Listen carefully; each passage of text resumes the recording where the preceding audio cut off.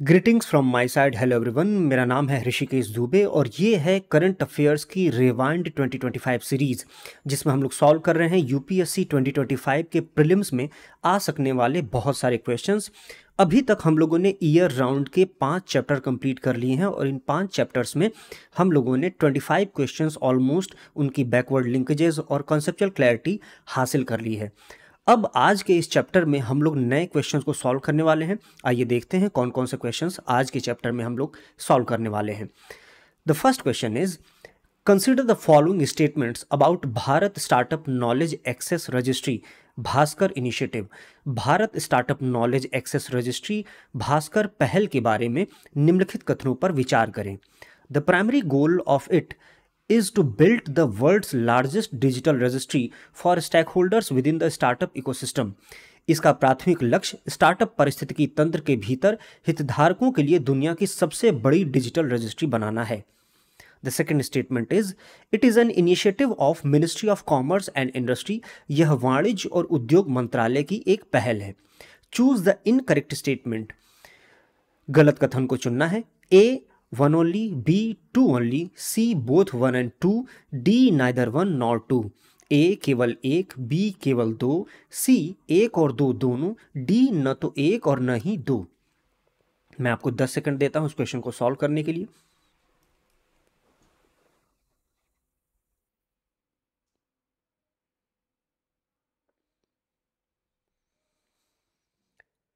आई hope आपने question को solve कर लिया होगा। इसका जो करेक्ट आंसर है वो है डी नाइदर 1 नॉर 2। अब थोड़ा देख लेते हैं कि आखिर ऐसा क्यों है।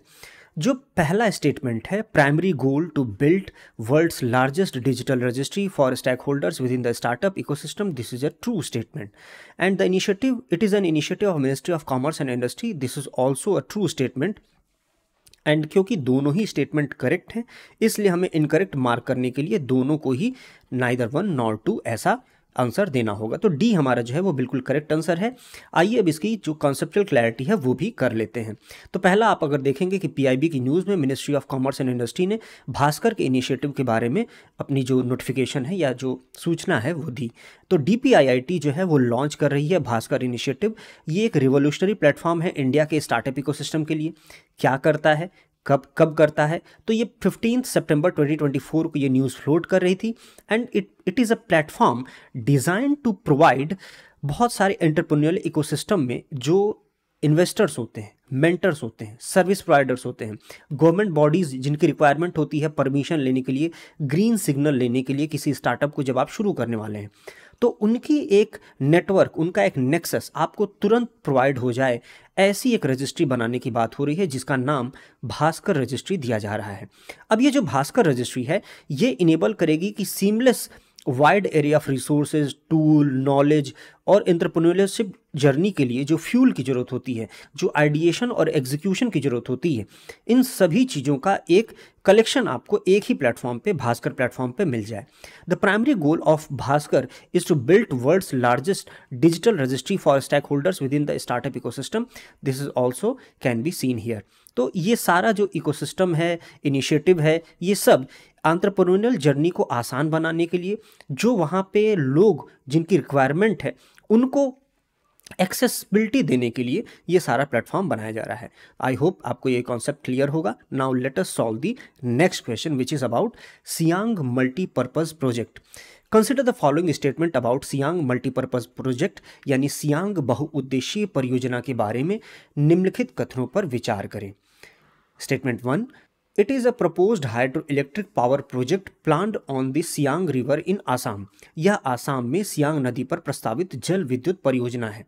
Statement 2, the project is being developed in the collaboration with Bhutan. यह परियोजना भूटान के सहयोग से विकसित की जा रही है। The third statement is, the project has raised concern regarding the potential environment and social impact, including displacement of local communities and impact on downstream ecology। यह परियोजना ने स्थानीय समुदायों के विस्थापन और डाउनस्ट्रीम पारिस्थितिकी के प्रभाव सहित इसके संभावित पर्यावरणीय और सामाजिक प्रभावों के बारे में चिंताएं जताई हैं। Now how many of the statement given above are correct, यानी कि उपरोक्त दिए गए कथन में से कितने सही हैं। Option A only 1, option B only 2, option C all the 3 और ऑप्शन डी नन। मैं आपको 10 सेकंड देता हूं इस क्वेश्चन को सॉल्व करने के लिए।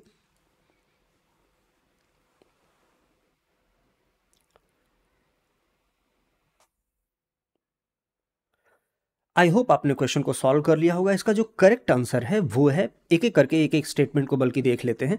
हाइड्रो इलेक्ट्रिक पावर प्रोजेक्ट जो है वो प्लान किया गया है सियांग रिवर इन आसाम। तो आसाम, सियांग रिवर आसाम में नहीं कहलाती है। जब सियांग रिवर आसाम में आती है तो वो दो और ट्रिब्यूटरीज से मिलकर के ब्रह्मपुत्रा बन जाती है। That's why this statement is false. This project is being developed with the collaboration of Bhutan. तो भूटान के कोलैबोरेशन से ये प्रोजेक्ट डेवलप नहीं हो रहा है, इंडिया अलोन इसको कर रहा है। That's why this statement is also false. The third statement is true, क्योंकि इसके पर्यावरणीय प्रभावों और सोशल और इकोनॉमिक जो इम्पैक्ट है उस पर बहुत सारी चर्चाएं हो रही हैं, तो उसके लिए बहुत सारे लोग डिस्कशन कर रहे हैं इस बारे में।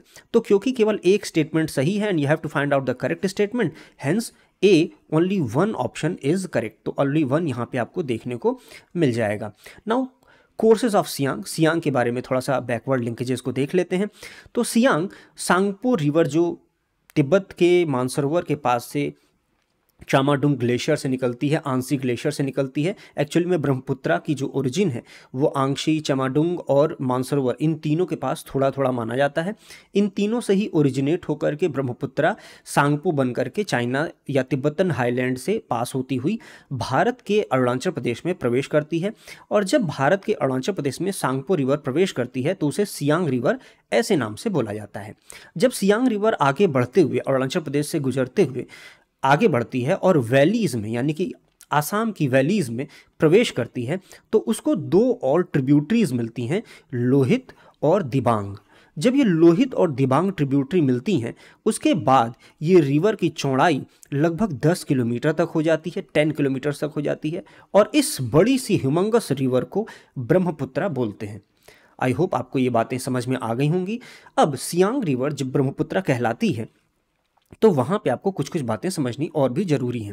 Now Siang river Tsangpo which originates in China called Siang after entering into India through the upper Siang districts of the north eastern state that is Arunachal Pradesh. Siang joined by two other rivers that is Lohit and Dibang in the downstream to form Brahmaputra. अब Siang river project is not just for generating power but also mitigating flood risk posed by China. अब China जो Brahmaputra river के अपर course में, यानी कि Tibetan highlands में कई सारे हाइड्रो इलेक्ट्रिक प्रोजेक्ट्स बना रहा है, और वो हाइड्रो इलेक्ट्रिक प्रोजेक्ट्स बहुत ही ज़्यादा बड़े हैं और नंबर्स में भी काफ़ी ज़्यादा हैं। अब उनकी जो लोकल इलेक्ट्रिसिटी की नीड है वो उतनी है भी नहीं। तो इस तरह के जो बड़े बड़े डैम्स हैं उसके बनाने के ऊपर चाइना के ऊपर क्वेश्चन हो रहा है कि इतने बड़े डैम तुम क्यों बना रहे हो। तो कहीं ना कहीं एक वाटर बम का फिनोमेना जो है वो चाइना करना चाहता है। चाइना एक तरह से ऐसी थ्रेट देना चाहता है कि अगर हम इस डैम को खोल भी दें तो तुम्हारे जो लोअर रिपेरियन रीजन है, यानी कि जो हमारा वैली रीजन है, आसाम हुआ, अरुणाचल प्रदेश हुआ और बाकी सारे जो इलाके हुए, उसके बहुत सारे रीजन केवल उस वाटर बॉम्ब से ही डूब जाएंगे। अब क्योंकि वाटर बॉम्ब से डूब जाएंगे, दैट्स वाई इंडिया सांगपो के या सियांग रिवर के अपर कोर्स में कई सारे छोटे छोटे डैम बना रहा है, सो दैट कि जो चाइना से थ्रेट आ रहा है उसको हम यहाँ पे ब्लॉक कर पाएँ, इसको हम यहाँ पे रोक पाएँ। तो ये सारे डैम्स आप देख पा रहे होंगे मैप में कि यहाँ पे अपर कोर्स ऑफ सियांग रिवर यानी कि अरुणाचल प्रदेश के पास आपको बहुत सारे डैम देखने को मिल रहे हैं। अब इस डैम का जो इकोलॉजिकल फिनोमेना या इकोलॉजिकल इम्पैक्ट ये है कि इस पूरे रीजन में एक बड़ा हिस्सा ऐसे एक फार्मर्स का है जो कि राइस कल्टीवेशन करते हैं, चावल की खेती करते हैं। उनके चावल के बहुत सारे खेत जो यहाँ रिजर्वायर बनेगा हाइड्रो इलेक्ट्रिक प्रोजेक्ट की वजह से, उसकी वजह से उनकी जो एग्रीकल्चरल लैंड है वो ख़राब हो जा रही है, वो डूब जा रही है। तो वो कहीं ना कहीं इम्पैक्ट हो रही है, उसका इकोलॉजिकल फिनोमेना या इसका जो इकोलॉजिकल इम्पैक्ट है वो बहुत ही ज़्यादा है। दैट्स वाई वो लोग लगातार इसके लिए एजिटेशन कर रहे हैं। हालांकि अभी तक ये जो एजिटेशन है वो पूरी तरीके से पीसफुल रहा है, इसमें कोई भी एग्रेशन नहीं रहा है। विद गॉड ग्रेस कि आसाम और अरुणाचल के लोग इतने ज़्यादा अंडरस्टैंडिंग है। तो ये सारी बातें आपको यहाँ पर समझनी चाहिए कि अरुणाचल प्रदेश, आसाम, चाइना, सांगपो रिवर और सियांग रिवर, इन सब का मुद्दा क्या है, ये पूरी क्लैरिटी आपको ज़रूर से हो जानी चाहिए। और जो अरुणाचल प्रदेश के सीएम हैं, उन्होंने चाइना का जो फ्लड रिस्क है उसके बारे में भी उन्होंने डिस्कशन किया है, और ये सारी न्यूज़ कब फ्लोट कर रही थी, 29 दिसंबर 2024 को। आई होप ये चीज़ें क्लियर होंगी। Now let us solve the next question which is related to person in news. Now, the question is, who has been appointed as the caretaker Prime Minister of Syria following the overthrow of Bashar al-Assad regime? यानी बशर अल असद के शासन को उखाड़ फेंकने के बाद Syria के कार्यवाहक प्रधानमंत्री के रूप में किसे नियुक्त किया गया है? ऑप्शन ए हादी अल बहरा, ऑप्शन बी मोहम्मद गाजी अल जलाली, ऑप्शन सी मोहम्मद अल बशीर, ऑप्शन डी गिर पेडरसन। मैं आपको 10 सेकंड देता हूं इस क्वेश्चन को सॉल्व करने के लिए।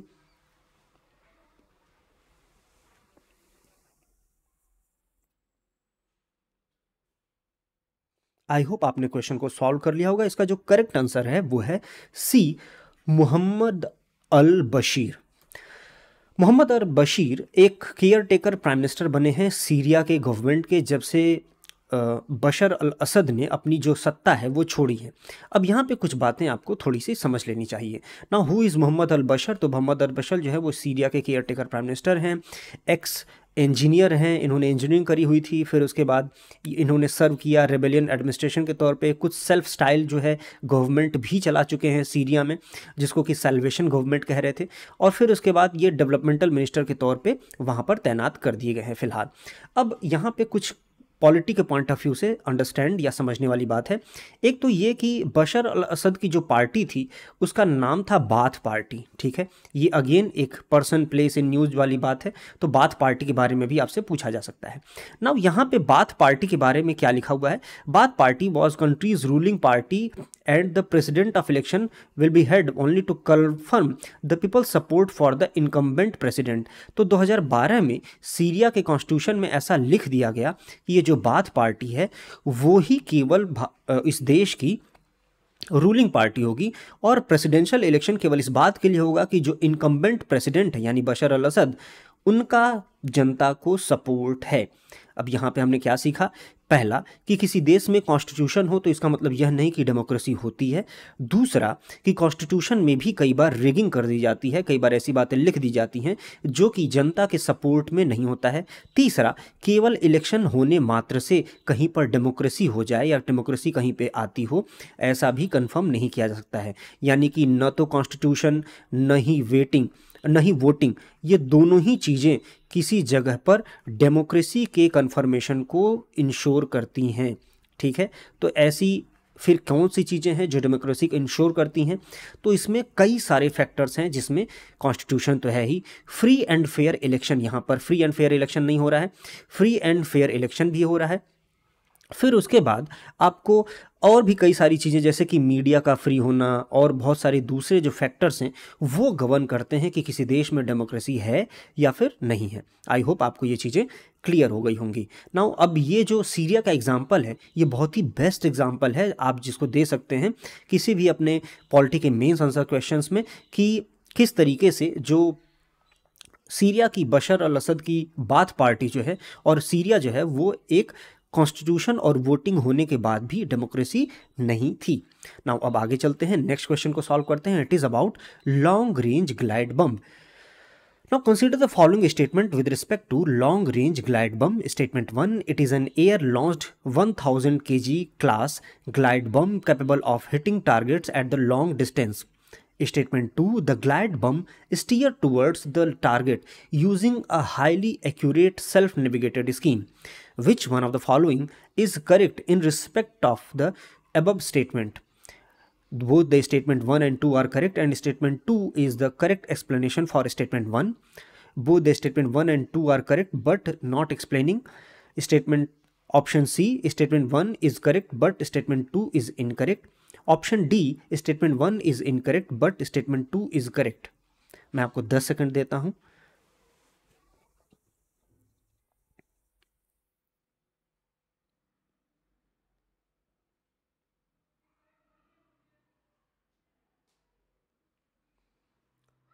आई होप आपने क्वेश्चन को सॉल्व कर लिया होगा। इसका जो पहला स्टेटमेंट है, it is an air launched 1000 kg class glide bomb capable of hitting targets long distance. ये बिल्कुल सही स्टेटमेंट है, this is a true statement. The glide bomb steers towards the target using the highly accurate self navigative scheme. ये बिल्कुल ही false statement है और है, इसलिए जो सी है वो हमारा करेक्ट आंसर होगा, because the statement 2 is incorrect and the statement 1 is correct. Now let us see आखिर ये दो गलत क्यों हैं। लॉन्ग रेंज ग्लाइड बम से संबंधित निम्नलिखित कथनों पर विचार करें। हवा से प्रक्षेपित किए जाने वाला 1000 किलोग्राम वर्ग का यह बम, ग्लाइड बम जो कि लंबी दूरी पर लक्ष्य को भेदने में सक्षम है। कथन 2, ग्लाइड बम अत्यधिक सटीक स्व नेविगेशन योजना का उपयोग करके लक्ष्य की ओर बढ़ता है। ये फॉल्स स्टेटमेंट है, ऐसा मैंने बताया ना। अब देखते हैं कि क्यों ये इनकरेक्ट है। यहाँ पे देखिए, मिनिस्ट्री ऑफ डिफेंस की एक पीआईबी की रिपोर्ट है जिसमें डीआरडीओ जो है वो कैरी कर रहा है एक maiden flight test. Maiden flight test यानी कि पहला टेस्ट जो है वो कर रहे हैं किस पर से, सुखोई MK1 से। ये एक प्लेटफॉर्म है जिसमें लॉन्ग रेंज ग्लाइड बम जिसका नाम गौरव है। अब ये गौरव के नाम से भी पूछा जा सकता है या फिर लॉन्ग रेंज ग्लाइड बम के नाम से भी पूछा जा सकता है। आपको दोनों बातें याद रखनी है, ध्यान में रखनी है। अब सुखोई 1 के प्लेटफॉर्म से इनको लॉन्च किया गया। 13 अगस्त 2024 को ये फ्लोट कर रही थी न्यूज़। क्या कह रहा है, कहता है it carried out successful maiden test flight long range glide bomb Gaurav Sukhoi MK1। अब ये हर एक शब्द में कुछ एक बातें जो है छुपी हुई हैं, जैसे लॉन्ग रेंज ग्लाइड बम। लॉन्ग रेंज ग्लाइड बम क्या होता है, अगर प्रोजेक्टाइल मोशन में किसी बम को छोड़ा जाए और वो ग्लाइड करता हुआ यानी कि अर्थ से एक मिनिमम डिस्टेंस मेंटेन करता हुआ काफ़ी दूरी तक ग्लाइड करे और ग्लाइड करने के बाद टारगेट को हिट करे, इट मीन्स दैट कि वहाँ पर इस बम को, ये जो ग्लाइडिंग वाला पाथ है, इस ग्लाइडिंग वाले पाथ की वजह से इसको क्या बोलते हैं, ग्लाइड बम बोलेंगे। और ये जो ड्यूरेशन है ये लॉन्ग रेंज की ड्यूरेशन अगर होनी चाहिए। फिर उसके बाद ग्लाइड बम और लॉन्ग रेंज ये दोनों हम लोगों ने समझ लिया ना। अब हमारा क्वेश्चन ये होना चाहिए कि आखिर दूसरा स्टेटमेंट गलत क्यों है। तो दूसरे स्टेटमेंट में यदि आप देखेंगे, ये ग्लाइड बम अत्यधिक सटीक स्व नेविगेशन योजना का उपयोग करके लक्ष्य की ओर बढ़ता है। तो यहाँ पे स्व नेविगेशन जैसी कोई चीज़ नहीं है। एक्चुअली में ये जो नेविगेशन करता है ये एक हाइब्रिड नेविगेशन स्कीम है जिसमें INS GPS डाटा इन दोनों का ही इस्तेमाल किया जाता है। ठीक है, तो ये दोनों ही डाटाज का इस्तेमाल करते हुए ये ग्लाइड बम आगे की तरफ बढ़ता है। That's why this statement is false and we have got the C as answer. ठीक है, आई होप आपको ये बातें समझ में आई होंगी। Now let us solve the next question which is about chief justice of India and it's appointment. Consider the following statements in relation to require for the eligibility criteria appointment of the Chief Justice of India. The person must be distinguished jurist.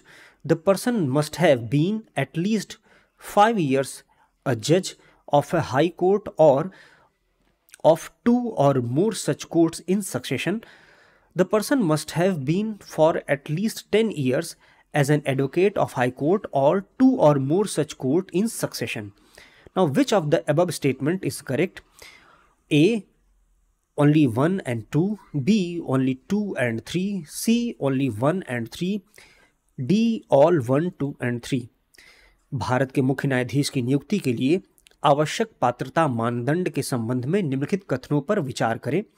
Statement 1, व्यक्ति को एक प्रतिष्ठित न्यायविद होना चाहिए। कथन 2, व्यक्ति को कम से कम 5 वर्षों तक किसी उच्च न्यायालय या 2 या अधिक ऐसे न्यायालयों का न्यायाधीश होना चाहिए। स्टेटमेंट 3, व्यक्ति को कम से कम 10 वर्षों तक किसी उच्च न्यायालय या 2 या अधिक ऐसे न्यायालयों का अधिवक्ता होना चाहिए। उपरोक्त कथनों में से कौन सा सही है? केवल 1 और 2, सभी 2 और 3, केवल 1 और 3 या सभी 1, 2 और 3। मैं आपको 5 सेकंड देता हूं।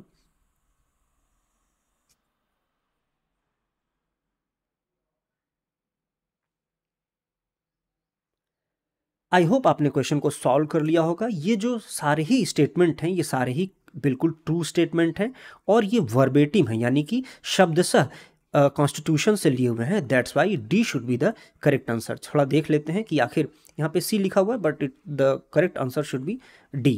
ठीक है, the correct answer should be D, 1, 2 and 3, all the 3।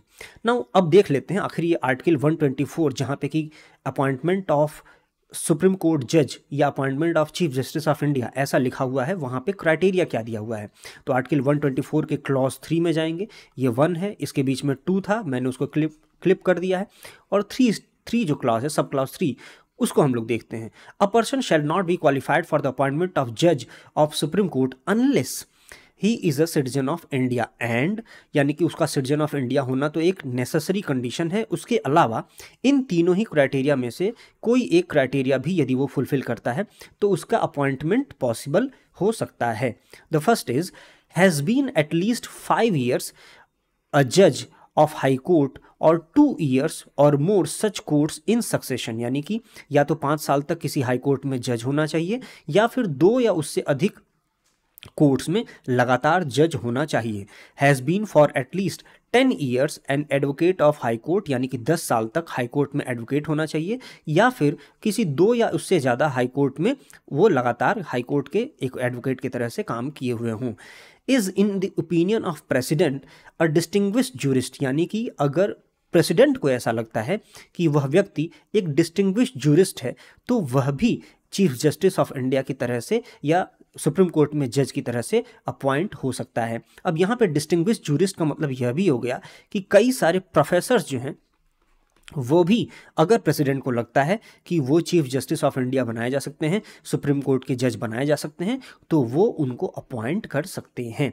ठीक है, आई होप आपको ये बातें समझ में आ गई होंगी और ये तीनों ही स्टेटमेंट आपको मैच होता हुआ दिखाई पड़ रहा होगा। तो ये तीनों ही जो स्टेटमेंट है, D is the correct answer. I hope आपको ये सारी बातें समझ में आई होंगी। इन केस अगर आप और डिटेल में जाना चाहते हैं, क्योंकि जो कॉन्स्टिट्यूशन है उसमें कोलिजियम सिस्टम के बारे में कुछ भी बताया नहीं गया है। कोलिजियम सिस्टम एक प्रोसीजरल सिस्टम है, जिस प्रोसीजरल सिस्टम को किस तरीके से इम्प्लीमेंट किया जाता है, यदि आप उसको जानना चाहते हैं तो आपको ये वाला पेज रोक करके पॉज करके पढ़ना चाहिए। इसमें आपको चीफ जस्टिस ऑफ इंडिया जो है वो जो इनिशिएट करते हैं प्रपोजल को, वो बातें लिखी हुई हैं। इसके बाद वो रिकमेंडेशन होती है यूनियन मिनिस्टर को, ऑफ लॉ को, जस्टिस को और कंपनी अफेयर्स को to fill up the vacancy. इसके लिए फिर एक कोलिजियम का फॉर्मेशन होता है जिसमें कि प्यूस जजेज जो हैं वो बैठते हैं, या प्यूस जजेज मतलब चीफ जस्टिस ऑफ इंडिया को छोड़ करके जो नीचे के लोअर मोस्ट जजेस होते हैं उनको प्यूस जजेस कहते हैं।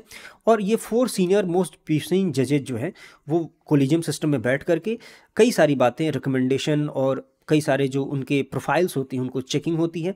उसके बाद किसी भी जज को अपॉइंट किया जाता है। फिर यूनियन मिनिस्टर ऑफ लॉ इस रिकमेंडेशन को प्राइम मिनिस्टर को भेजते हैं, जो कि इस मैटर को, यानी कि ये जो अपॉइंटमेंट है इसको प्रेसिडेंट को बताते हैं। प्रेसिडेंट इस पे साइन करते हैं और बाकी सारी जो प्रोसीजरल जो फॉर्मेलिटीज़ हैं वो कंप्लीट की जाती हैं। तो ये सारी चीज़ें आपको यहाँ पर देखने को मिल जाएंगी। इसको आप रोक करके पढ़ सकते हैं ताकि आप बहुत ही अच्छे से पूरी जो प्रोसीजर है उसको समझ पाएँ। आई होप आपको क्लास बहुत ही इंटरेस्टिंग लगी होगी। इन केस आपको क्लास बहुत ही बेनिफिशियल लग रही हो तो आप मुझे चैनल को सब्सक्राइब कर सकते हैं, मुझे टेलीग्राम पे भी लिंक ले सकते हैं। अगर आपको इसकी PDF चाहिए आप मुझे इंस्टाग्राम पे भी कनेक्ट कर सकते हैं। Thank you very much. I hope आपका दिन शुभ हो। Have a good day. Bye.